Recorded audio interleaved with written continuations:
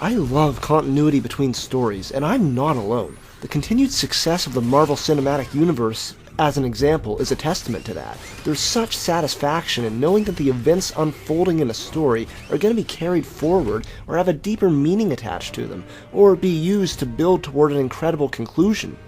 But sometimes, a continuity can become so burdened, or so overstuffed, or simply taken in such damaging directions, that the creators might go with the nuclear option, a complete and total reboot from the ground up. But today, we're talking about the other kind of escape from a heavy continuity, and it's one that we've seen more often in popular franchises over the past decade. I'm talking about when the creators strike a balance between unburdening themselves from heavy continuity, while also honoring and respecting the installments that came before. And this can be a hell of a tightrope to walk. So why is it so important to retain continuity even if you want a franchise to forge ahead in new directions? Well, when you start screwing around willy-nilly with the continuity of your story, I think George R.R. Martin put it best when he said that it breaks the reader or viewer or player's emotional trust in the narrative. If I'm remembering correctly, he was talking about the Spider-Man arc One More Day, and that is a whole bag of worms that I am not getting into right now, but it can also apply to needless reboots. Sure, something like Batman Begins was a necessary reboot, but nobody really wanted Sony to reboot the Spider-Man movies just to hold on to the license. In fact, one part of the reason Spider-Man coming into the MCU was so celebrated is because it allows the character and his mythos a chance to engage in continuity with the rest of Marvel's universe. But back to games, the reason something like Mortal Kombat 9 or God of War 2018 can make a thunderous impact when a vanilla reboot of the same thing would land with a whimper all boils down to the fact that I'm not the only one who loves continuity. Mortal Kombat 9 got to have its cake and eat it too by having Raiden create a branching timeline, because the old continuity from Mortal Kombat 1 through Armageddon still happened, it's just in an alternate timeline now. The fact that the original continuity ended so badly for everyone, and let's be honest, this is Mortal Kombat, so that makes perfect sense, that's the whole impetus for Raiden sending the message back to his past self at the time of Mortal Kombat 1, so now the world gets broken in a different way. Continuity is both retained and respected, but it's stored in a place that doesn't become burdensome to the story moving forward. Think of it like storing your older files on an external hard drive when your main drives fill up. It's not gone, just moved, and it can be called back to at any time. Another great example of this outside of video games is X-Men Days of Future Past. Psst, watch the road cut, it's the definitive version. With God of War 2018, it takes place in the literal same continuity as the past games, no multiversal shenanigans here, but so far removed from the original setting that there was a lot of speculation before release as to whether this was even the same Kratos, or if it was a hard reboot entirely, or if it was some sort of Legend of Zelda style reincarnation. If you somehow haven't kept up, the latest God of War sees Kratos far to the north in Midgard, hundreds and hundreds of years after the destruction of the Greek pantheon. Now, the excellent art book is full of insightful commentary, and it explains that this game is set in the pre-Viking era rather than the Viking era itself, where you have the origins of the legends that would inspire Norse myth. So, it's not quite the same as other Viking settings, but the spirit is there. But again, continuity is both retained and respected. The geographical and chronological distance from the original games give it its own identity, as well as a chance to build up its own world that can stand apart from the original setting. It takes this chance and it revels in it. Hints that it does take place in the same continuity as the original games are scattered throughout the first couple acts. The pacing of these hints is deliberate and measured, like a master chef carefully seasoning their dish as it cooks. By the time we are not only 100% sure this is the very same Kratos we know, but that he needs to plunge back into his past in order to secure his future, we're hungering for it on the edge of our seat. This is because God of War 2018 earns its continuity. Kratos is a man desperate to bury and escape the deeds of his past, and who can blame him? Kratos to the Greek pantheon has become Death, Destroyer of Worlds. And as we open in this new land, Kratos wants more than anything to simply live a quiet life and raise up his boy. Turning the first few acts into, hey guys, remember God of War? Wouldn't just be an especially crass form of nostalgia bait. It would undermine the slow burn that the narrative set out to achieve. So, To give us some grounding, let's keep these elements in mind when we think about how narratives like God of War 2018, X-Men Days of Future Past, and the new Mortal Kombat games forge a fresh path for themselves without abandoning those tethers to the past.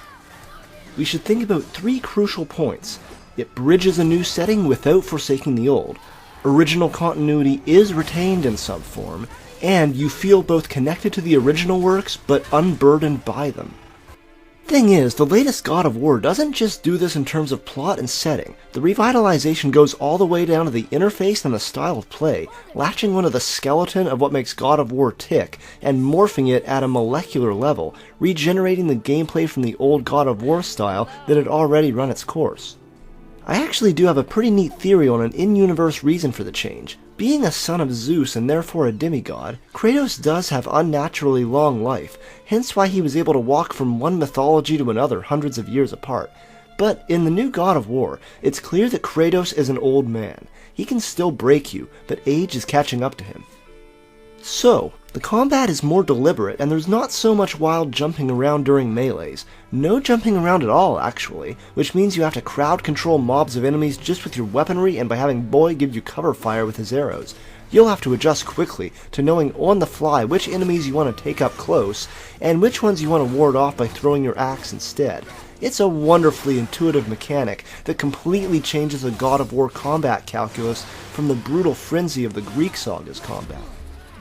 And the world is rife with side quests called favors, whereas the Greek games were typically a point A to point B kind of story. As an aside, these favors are actually quite nice, because they typically have some tough enemies, but they provide valuable loot if you're well hard enough to win, and they even have some themes and dialogue that tie back into the main character arcs, like when Dad and Boy come across the restless spirit of a man who was murdered by his own son. Later, we find the son having been murdered himself by his crew in a final bloody stand. Of course, the news of this actually puts the spirit at peace, because it means his son went down fighting and is therefore in Valhalla, Viking morality and all. And I'm straying away from the themes of this video here and getting into review territory, but all this is a fantastic example of how to rejuvenate a series. God of War has enough confidence in itself to completely change up the formula without losing what made it great. The combat feels so satisfying, and every hit you land on an enemy feels good, even if you're just doing chip damage. I found it to be a more punishing experience than the Greek Saga, mainly on account of enemy mobs who will take you to stunlock hell. But by and large, the challenges in this game are there to be overcome through the full use of your abilities. I actually found myself using Spartan Rage quite a bit in this game, where in the Greek titles I never really relied on it very much.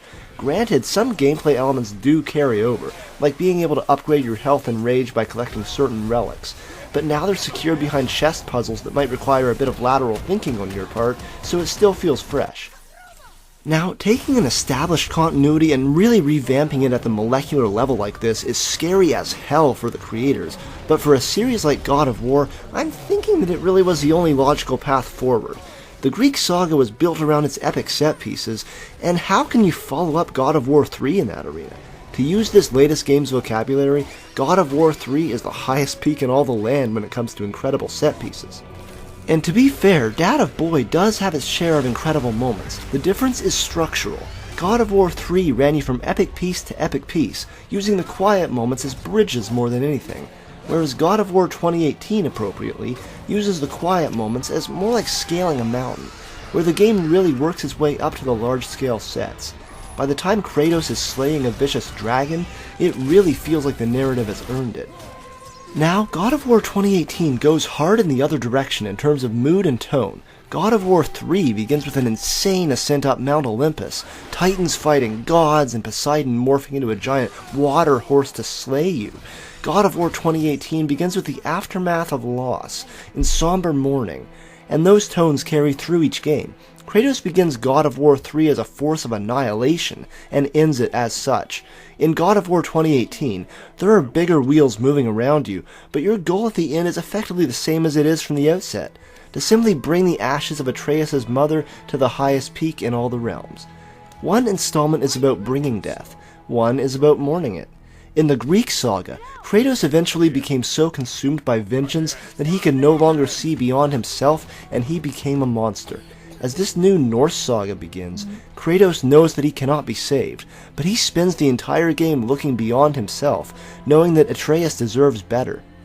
And it really shows in the direction of Kratos' writing and voice acting. Throughout most of the Greek saga, he demonstrates very little desire to use his indoor voice. And it's funny to say it like that, but it's that way because his driving motivations in those games typically have something to do with revenge against forces that want to use him as a pawn. But in God of War 2018, the Asgardians really aren't doing that to him. Oh, he certainly catches their attention in a bad way, and things get worse from there, but he actively tries to dissuade them from combat at every turn. And rather than constantly yelling and killing, some of the most memorable moments in this game are in those deft, low-key interactions between dad and boy. Because he's seen where the other path leads, and there is only death down that road. And on a meta level, the series has seen where the other path leads, they nailed the hell out of it, and now it's time to try something new. So every part of this series, from the setting to the gameplay to the theme and tone, has been morphed and regenerated. But some of you might be saying, why didn't they just make a new IP? Why attach the God of War brand at all beyond that easy sell name recognition being less risky on a AAA budget than a new venture? And to be honest, they could have made this a completely original game, an exploration of a pre-Viking Norseman journeying through the wilds with his son, and it probably would have been great too. And it'd win plenty of awards, and people would enjoy it, and maybe it would even spawn a franchise of its own. But it wouldn't have those inimitable moments that you can't have unless you're already part of a series.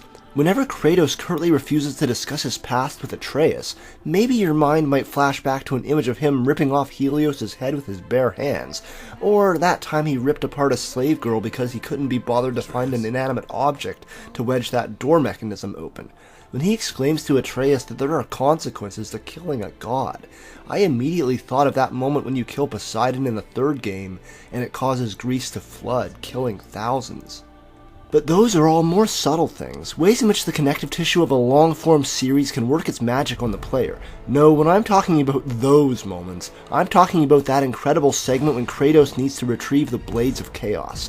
That moment when she shows up, and everything we suspected about this being the Kratos is confirmed beyond a doubt if we still had any suspicions.